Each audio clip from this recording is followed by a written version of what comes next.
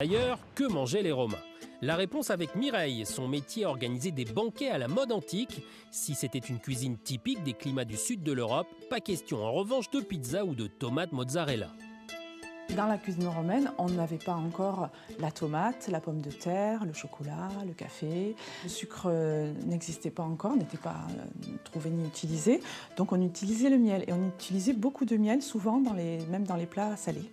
Au menu, des calamars farcis, des œufs de caille, des dattes, du fromage de brebis, du porc, le tout agrémenté de poivre, de gingembre et de vin un peu particulier. Le vin était souvent aromatisé ou coupé d'eau chaude ou d'eau froide. On le dégustait pas nature. Donc là, par exemple, j'ai fait un vin d'après une recette d'Apicius, qui est un vin aromatisé à la rose, au poivre et au miel.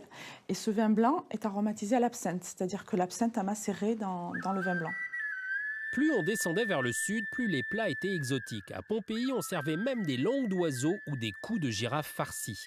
Et pour manger, il n'y avait pas de fourchette et les couteaux restaient en cuisine. Donc on avait la cochléar. La cochléar, donc c'est un cuilleron pour attraper les choses solides, un pic pour attraper les morceaux. Et on pouvait s'en servir à la fin du repas pour se curer les dents. Les repas ne se prenaient jamais assis, mais debout ou allongés dans le triclinium, un ensemble de 3 litières sur lesquelles on s'installait face à une table basse centrale.